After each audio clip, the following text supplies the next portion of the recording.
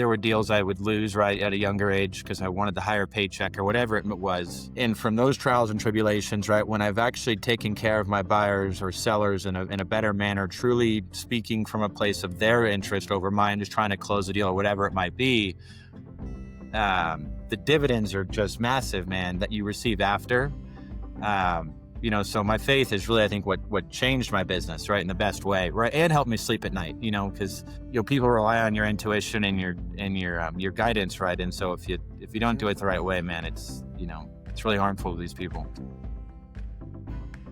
Hi, everyone. My name is Mark Dolan. I am the host of Time Tested Mastery Life Lesson Sell, the podcast for real estate agents and people committed to personal development, sharing time-tested principles that I learned over my 40-year career. Today, I want to introduce my guest, Nick LaBate, who is a newer agent to the business. I should say that because he's newer than me. After 42 years in the business for myself, he impresses me of the kind of dedication that young people need to bring to this business to become top producing professionals. I've watched Nick over the last few years working on a team, learning the business, developing his skills, and putting together a tremendous work ethic that has paid off.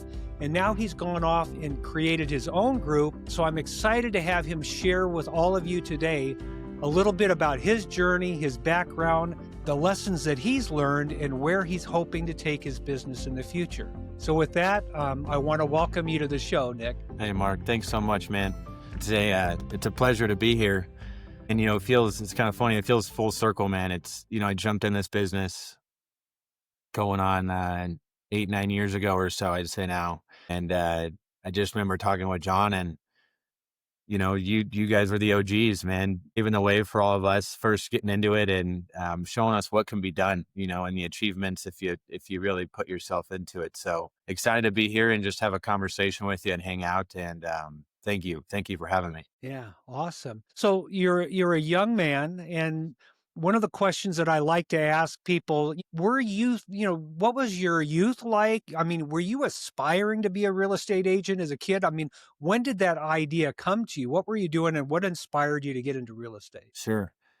Yeah, that's a great question. There was nothing on the radar for real estate. So how I grew up, man, it was awesome. I was the youngest of 7, still am, right? 6 boys, 1 girl.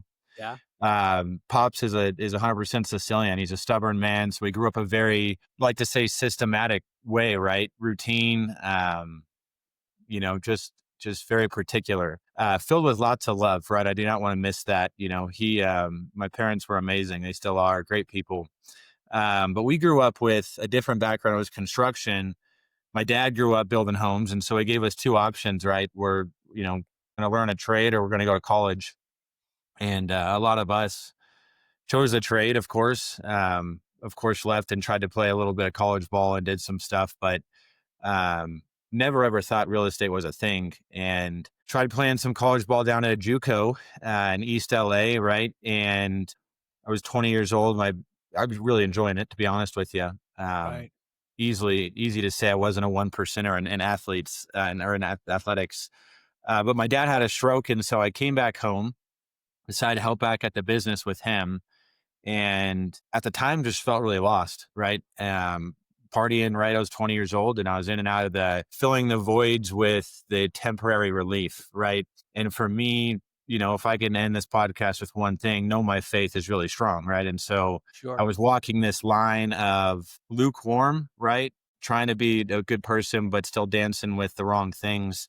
And when I came back after my dad had that stroke, I was living in Redlands, and John, mentor, which I'm sure we'll talk about, quite a bit here in the podcast, John Carmody, he said, dude, just try to get your license, and I was like, man, I don't think so, man. I grew up swinging a hammer, you know what I mean? And playing football and wrestling. And I don't know if I could be in the office. My thought process of real estate was sitting behind a desk all day. And I was just anti it, right? But I said, what do I have to lose right now? And I was really praying a lot. I was just looking for answers, some sort of direction and guidance in my life, right? Little do I know, or did I know at the time, that it was real estate. That's what started to shape me. And so anyways, at 20, I just made a commitment to myself, at the time, I was with my wife at the time. She was my girlfriend. And I needed to be a better person, right? And I felt it in my spirit. I just needed to change. And so I said, let me just try the real estate thing. Let's just see what happens.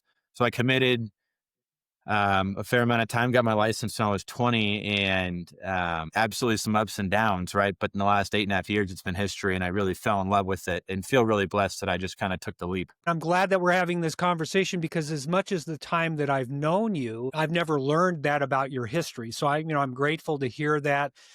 Reminds me of me at 20. I was partying, having a good time, wasn't thinking about real estate. I think I got my license at 21. So you got your license at 20 or 21? 20. So you're an overachiever, baby. I remember when I first started, man, people would look at me when they'd walk in the office and they'd look over my shoulder and they'd say, "Hey, is your dad here? We'd like to buy a Oh house," yeah. kind of thing. So I didn't have a whole lot of credibility starting out in the beginning and didn't have a whole lot of skills, but I had that hunger and that drive. And it sounds like you had that. You got that from your dad? Yeah, I'd like to give all the credit to him, right? I think the success of my business comes from, my Lord and Savior Jesus Christ. There's no doubt in that. But my work ethic, yeah, I'd say comes from him. I mean, I always tell my clients this, right? And I think it was from a battle of the same thing, Mark, with the credibility side of it, right? Being in this business at a younger age, right? Because at the end of the day, this is somebody's biggest financial decision, right? Whether buying or selling in their life, it's massive. And so they need to feel like they're well taken care of. And when you're younger, that definitely brings some obstacles in here. But I think I had some confidence, and reason being, I remember, sixth grade came around and all my friends started showing up with flip phones, right? And their parents bought them phones. And I was like, Dad, I really want a phone. And he's like, yeah, you're not getting a phone. It's just not, you're too young. And so I remember in the bottom of his office drawer, he had like an old, just drawer full of like Nokias that didn't work. So I took a Nokia out of there, got it to turn on, and I took it to school and told my friends I had a phone and it was fake, right? Or it wasn't fake, but it just didn't work. And everyone's making phone calls to their parents. So I'm doing fake phone calls. And long story short, my dad was like, just go get a phone. I said, well, Dad, I don't know how to do that. I'm literally 10, 11 years old. He's like, well, start splitting wood in the back and I'll pay you $5 an hour. And so I did the math. I needed $80 for a prepaid phone. It was $60 a month. So 12 hours a month to get a card that would give me unlimited texting and data and 1,000 minutes a month. And so starting in sixth grade, I mean, he had us working for things, right? It was our phone, and then it went to name brand clothes, right? Because I wanted the cool clothes and not just the bare necessities. And at the time, I think I was frustrated, right? As a 12-year-old, 13-year-old, I think I was naturally, right? Just, why do I have to do this? Why don't I just get a bought for me, right? And I look back now and so grateful for it, right? I see what my dad was doing. He always said he would never be my best friend, right? He would always just be my dad, right? And I don't know if it was a matter if he could afford it or not, but the lessons that it taught us, right, and the character it gave us was invaluable. And I feel like when it was 18 and then we got kicked out of the house, it was my time to go. I wasn't stressing at all because by that point I was paying phone bill, car bill, registration, insurance, a fair amount of things collectively. Um, and so got kicked off. So I think I brought that same thing into the real estate world, right? Just finding something to do. Hmm. Yeah, I mean, that is amazing, that you share that. I mean, what I'm hearing, as you make that description is that you were willing to do the work from a young age. I mean, that's pretty clear. I mean, if you're willing to go out and split wood because you want a phone. I mean, I have a couple of daughters that worked all the way through high school in order to pay for some of their college education. We made our kids, earn some of their way, going forward. I mean, obviously we were there, trying to support them, but that's great parenting, to support you along the way and, help you to solve problems. It sounds like you were a problem solver from the very beginning. I want a phone. That's a problem. I need to figure out a way to get it. And you followed through with that. Sure. Yeah. Awesome. So, and I think the second thing that I heard there, and I know that you're a man of faith. I'm a man of faith, and I think that we probably read different versions of the Bible. In the Catholic Bible, they have a book called Sirach that is not in some of the Protestant Bibles, but the book is written from a father writing proverbs or advice to his son. And I'm currently going through that book in the morning. And so as you're describing that, I mean, it makes a connection with faith, that scripture gives us so much wisdom that we can apply to our lives. And I know that you have done that. Yeah, absolutely, Mark. I think my whole business pivoted when I really brought, the center of it to my faith, right? I think, been a believer ever since a young age, right? That was my dad's teaching to us is, you know, always say your prayer right before you go in any sort of trial. Ask him to hold your hand, right? Do all the things. But I think for me, it was just kind of floating through. And then in my business, I started realizing we have to be at service, right, to these people. Um, and you know better than I in this business, there's a lot of agents that can be malicious, right? This business it's interesting at times. And it takes a lot of honesty and integrity to uphold a well foundation or a well business. And my faith when I put that at the center and decided to put others interest over mine, right, and have a motto, connections over commissions. I watched my business skyrocket, and it was all just because of the Lord, right? I really wanted to serve His people, and I remember there were deals I would lose right at a younger age because I wanted the higher paycheck or whatever it was. And from those trials and tribulations, right, when I've actually taken care of my buyers or sellers in a better manner, truly speaking from a place of their interest over mine, just trying to close the deal or whatever it might be, the dividends are just massive, man, that you receive after. So my faith is really, I think, what changed my business, right, in the best way, right, and helped me sleep at night, because people rely on your intuition and your guidance, right, and so if you don't Mhm. do it the right way, man, it's really harmful to these people. So, when you first got your license at 20, did you make the decision to have God lead your business from the very beginning, or did that happen a little bit later? Yeah, that's a great question. To answer that appropriately, I think I was naive, right? Meaning that I don't even know if I asked myself that question, right? Who's going to run this business? And I think Right. you have two options, right? It's the Lord or it's the world. And at 20 years old, right, I was in a place of, how do I say it, man? I was in a place of, I don't want to say I was desperate, but I was yearning for change, right? I was yearning for Right. something new, for fulfillment, right? Which was the Lord. I just didn't know it at the time.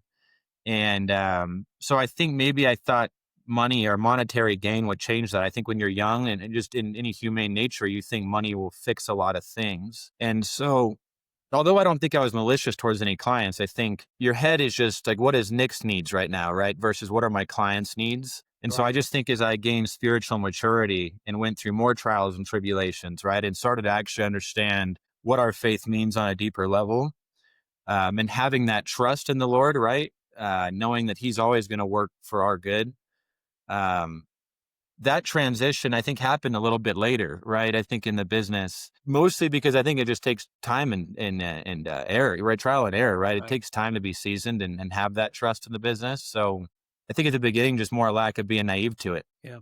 Well, and I think I want to stop just for a second and let everybody that is a listener today, whether you're 20 starting in the business or whether you're 30 or whether you're 62 like I am today, we have a long lifetime in order to get it right. I mean, it takes a long time to, I used to tell people I was a juvenile delinquent.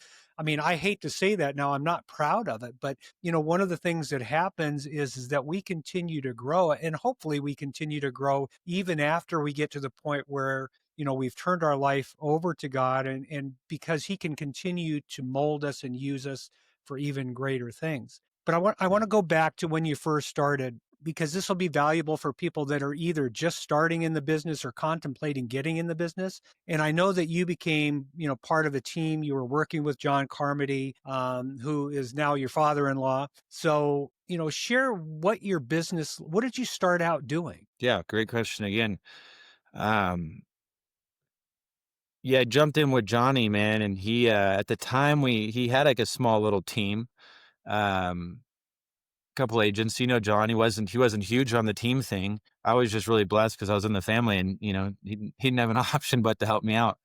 No, he loved to do it. But it was very, I like to say John was very old school, and I appreciated that aspect of John because I always believe just hard work works, right? And so he kind of taught me a way of the business it's kind of like that motto, you give a man a fish, they'll eat once, but you teach a man how to fish and they'll eat forever, right? And I think Right. John taught me these foundations in this business that solidified opportunity, right? If I can stick to the plan here. And it wasn't buying leads from these companies, right? It wasn't, the gain through the monetary side, it was, hey, go show up, Nick. And what did that look like? Well, it was getting on the phones first and foremost, which, was so intimidating. It still is to this day, don't get me wrong. But at the Yeah. beginning level, it was, man, it freaked me out. And I think that really made me grow a lot. Right. But it was beat on the phones an hour a day. It was grinding out 1,000 mailers a week. It was contacting my sphere of influence, which was almost equally as intimidating as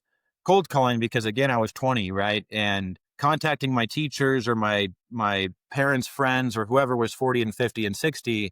Again, it was a little 20-year-old saying, "Hey, let me delegate your home buying or selling process," and that's asking a lot, right? So Right. really, just doing the things that most people don't want to do. He said, "Go do them and watch it work out." And the showing up part, I was blessed to get taught that early, right? So showing up was one thing, but just sticking to it, and John was great on me, just telling me it's a numbers game, right? Just show up, be consistent. Don't close the door too soon. And so blessed to have him in my corner on all that. Yeah, yeah.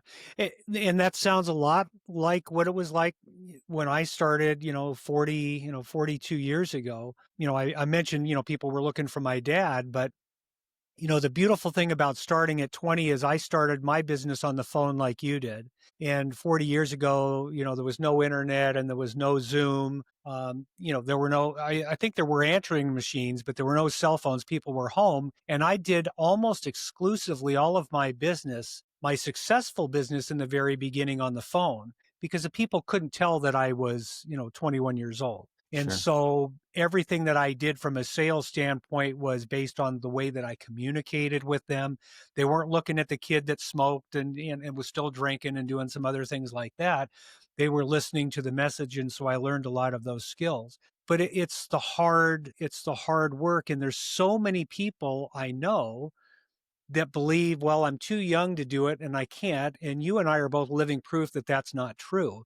It's not easy, Sure. but when you say I can't do it and you don't try, then you're guaranteed not to do it, if that makes sense. And so you're an example of somebody that went out and did it. And thank heaven you had a mentor right from the very start. Yeah, I man. didn't get my mentor until I started working with Tim Wood, and I had already been in the business struggling for about 4 or 5 years before I started working with him. Sure. So when you think back to starting out with John and you had that direction going and, basically you started on blind faith, I guess is what you're saying. John says, go do this and watch the results. And so you followed the direction and did it. Yep. When did you see signs that it was working? Signs that I was working. I mean, I have this moment that this will never leave. My first, it's kind of a compacted question here. So I'm gonna unload a little bit on you here, but my first 2 years were 6 to 8 million a year in volume. And, I felt really blessed because it was a big change from my $10 an hour labor being a contractor, right? Working for my dad,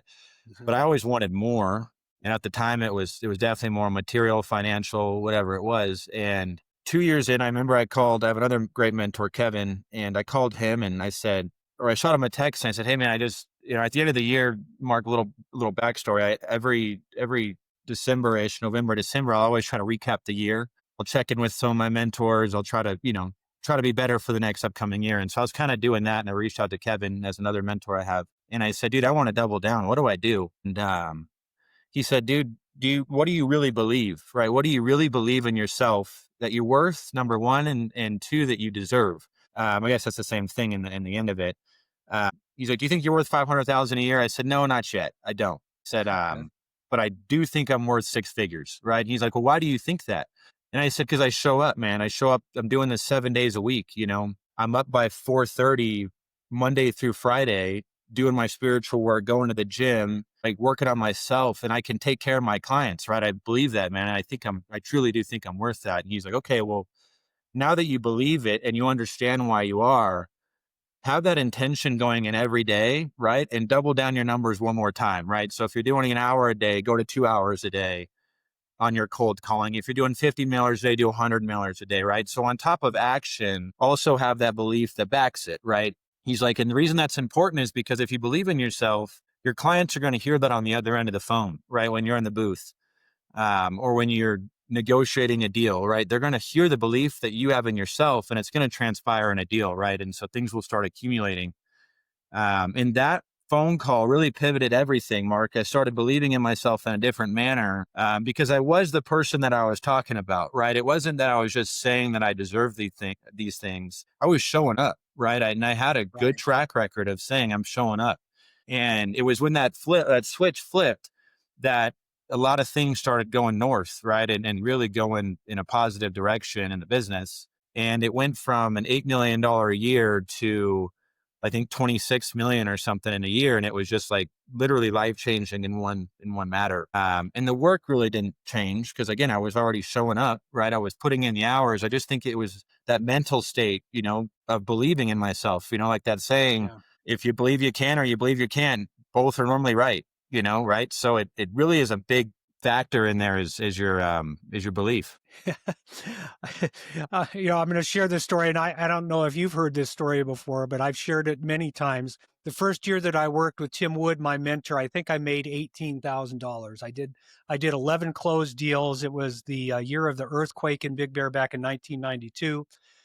And I had just started working for him and, was being now introduced to all kinds of life-changing ideas, like you're talking about having a mentor and a coach. And I remember, listening to Jim Rohn, and he said, you attract the people, the place, and the circumstances into your life by the person you become. And he also says that we're paid for the value we bring to the marketplace. And so I'd made $18,000. And Tim asked me at our year-end goals, he said, so, what are your goals for the next year? And I said, I want to earn $100,000. And his jaw hit hit the desk. His jaw hit the desk. And he looked at me and he said, well, how the hell do you plan on doing that? And I said, I'm going to show up like you're talking about. I'm going to show up. I'm going to be there to help the clients do what they need to be done. I'm going to be pleasant to do business with. I'm going to tell people the truth, and I'm going to be there. I'm going to be, I'm going to provide that value, and somebody, I don't know who, but somebody will pay me. And the Yeah, next year I made $93,000. I'd never made anything close to that. I mean, I made three times what I had ever made, prior to that. So it sure. sounds like there's similarities, from my standpoint, for high top achievers. They don't start there, but they do the work, and somehow, some way, God will continue to develop them and make them blossom. Like, I think that's a powerful message. You're a living example of that. Yeah, I agree, man. I think there's something about just continuing to show up, right?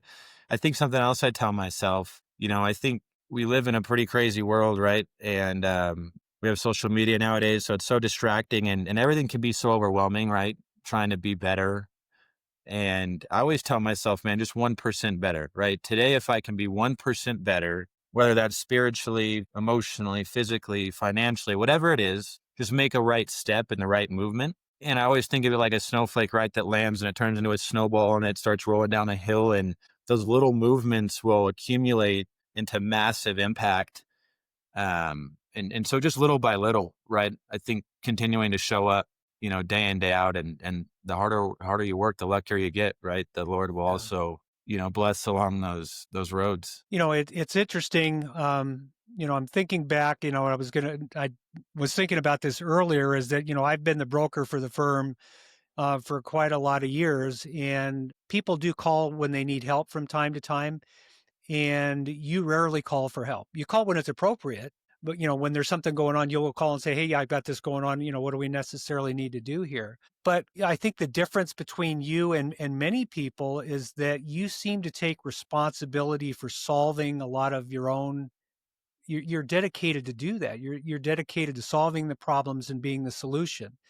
Um, where did that come from? Another good question. I think, I'm led to believe where it came from was, how I was brought up, there's just always a solution for everything. You just have to find it. I think just staying composed too, especially in a business like this. The worst thing we can do is get, erratic on an emotional level because nobody responds well to that. And we are problem solvers, right? We're hired to hold our clients' hands through the deal, right? And on a professional level. And I think when you're faced with things you want in life so bad and you're not just handed them, right? You're built that trait. I don't think it's I always say I'm just a very ordinary person that just likes to show up and find new ways of connecting dots. And,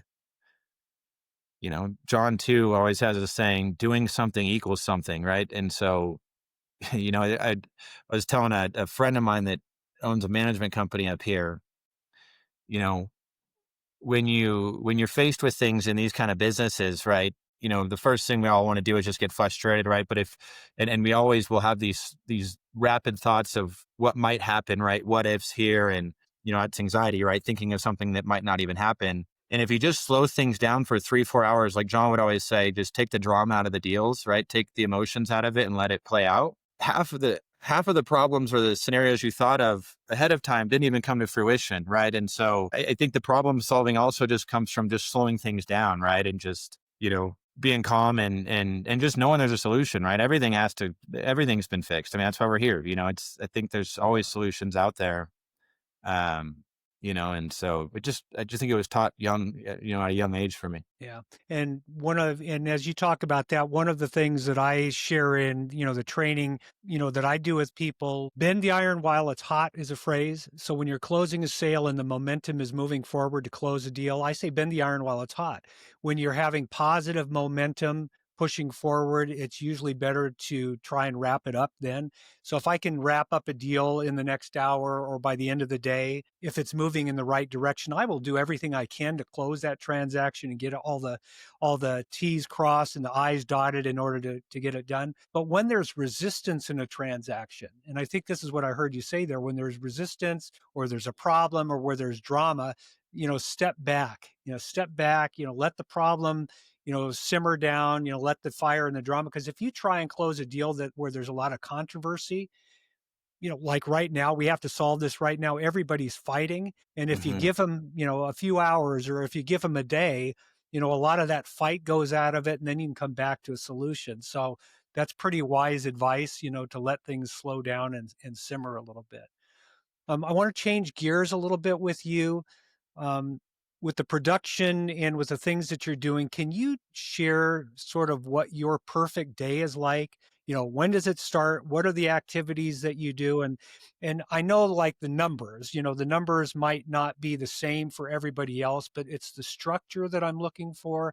And it's so what are the activities that are you doing to fuel your business? But also, what are you doing to fuel yourself physically and your faith as well? Yeah, I love this question because I really believe that the success starts early in the morning, right? I think it's so important to take care of yourself, right, in order to run a successful business. Because if you're not taking care of yourself, your clients aren't going to get the service, right? So my perfect day, and I say that lightly because perfect doesn't happen, right? But if I'm on a good track here and I do have my day designed how I would like, it's up somewhere around 4:30 ish, and I usually will start with like a daily devotional, my prayer, and I'll spend a little time in the Word, do a little stretching, and then I'll hit the gym about 5:30 ish, 5:15, 5:30. Spend an hour in there, right, and then I come home and it's 6:30. Have a cup of coffee before my little one wakes up, and from 7:30 until about 9, I get to hang out with him, right, and he fuels me, charges my battery. That's like my me time.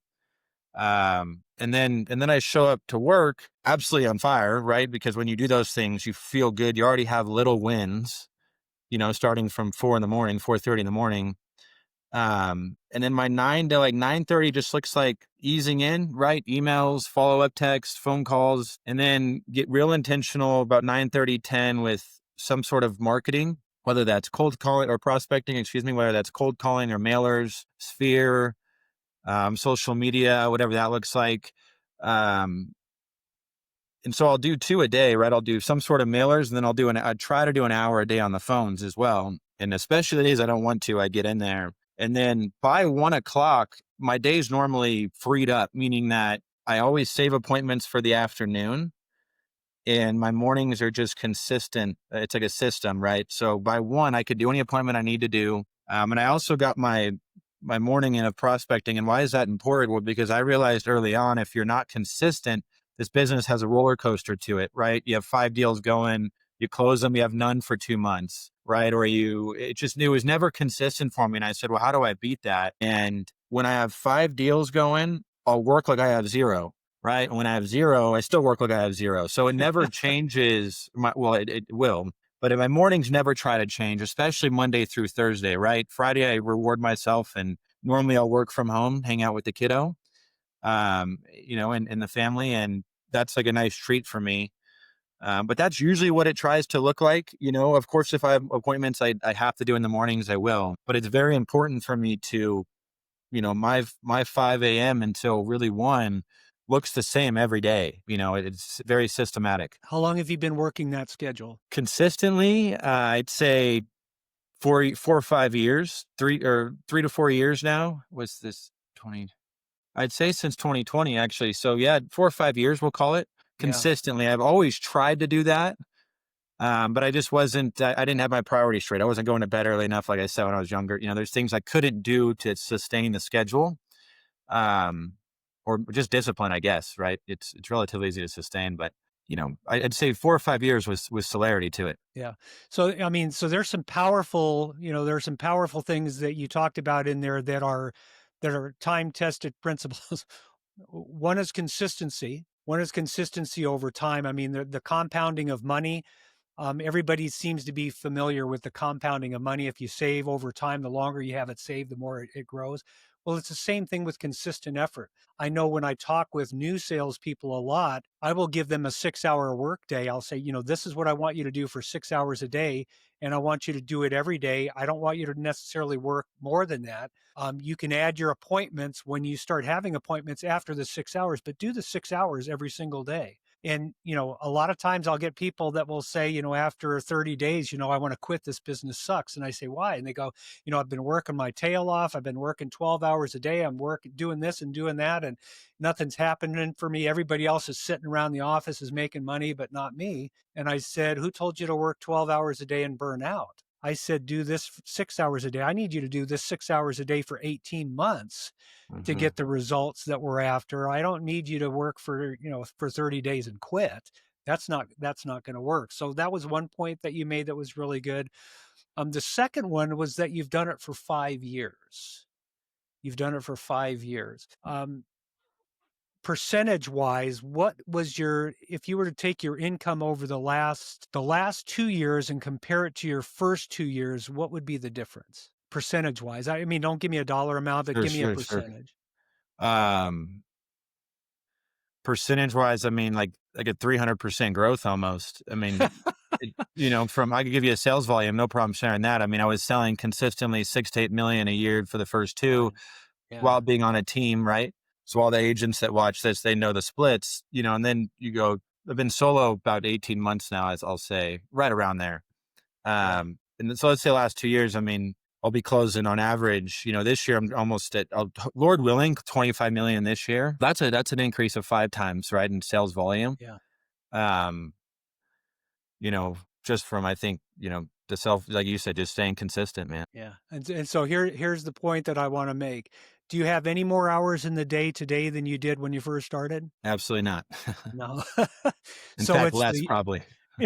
it's the accumulation effect, of doing the right things and letting yourself grow over the time, doing the right things and allowing time to help you grow. That is absolutely a wonderful success story. I think it should be inspiring for a lot of people. It might also be intimidating because you've not been shy, that it has been work. Sure. Yeah. Yeah, I Yeah. think that's a good thing to tap on too, Mark, is, and this is very important to me, which is why I want to share it.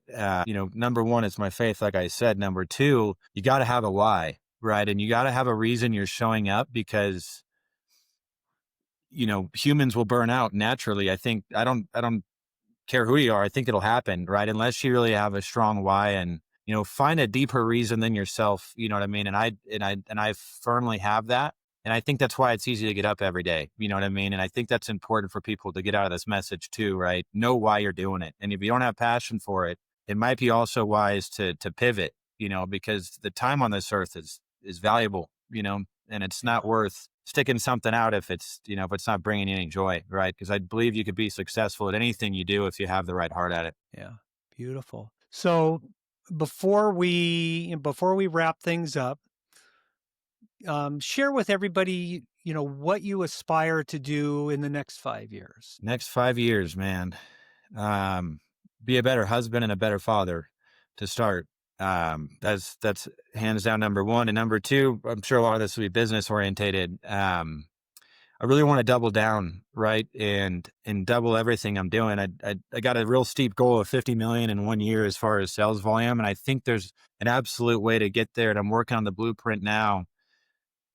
I just try to change intentions, right? I'm going to go heavy in the luxury market, Lord willing. Putting it out there now, right? So that's getting vulnerable. But I Right. really want to really double down my systems.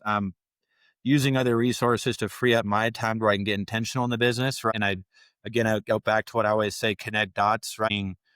I want to find exactly what my buyers want. I want to double in deals. I want to help sellers that, um, are looking for unique ways of getting things done. I want to get beyond just the day to day in the business, right? I really want to level up, be a better agent just in every aspect.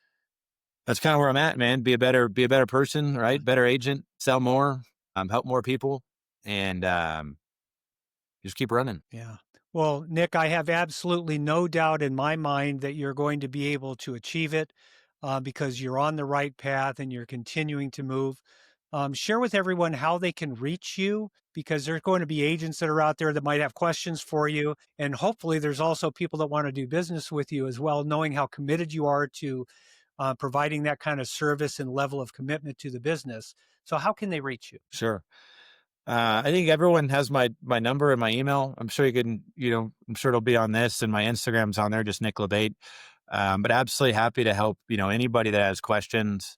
I love sharing with agents, the day-to-day prospecting I do. I believe there's an abundance out there for everybody. So absolutely reach out if anybody has questions and we can connect and, inspire each other. I think that's important too, to, stay as a group here and just keep moving up. Well, I want to thank you for joining me today, Nick. It has been an absolute pleasure. I've been watching you since you started your business, and I have to tell you, you're one of the most impressive young men that I have watched in the business for quite a while. And, I don't say that to flatter you, but, it's heartfelt because I've been watching the business that you do. And so for all of you that are listening today that are just starting out in the business or want to level up your business, success leaves clues. And when I say that, success leaves clues. You can't do the right thing over time and not get the right results coming back to you. And that's what we're here talking about at Time Tested Mastery on this podcast and in my coaching business, is to teach you the principles that I was taught by my mentor and by so many success-oriented people to help me grow my business to achieve the dreams that I want to. And so I share this with a lot of people as I close my talks, is that my goal is to help seemingly ordinary people like myself achieve extraordinary results because each of us has that extraordinary stuff in them. So for today, I'm going to sign off and say thank you for listening today, and I look forward to seeing you next time.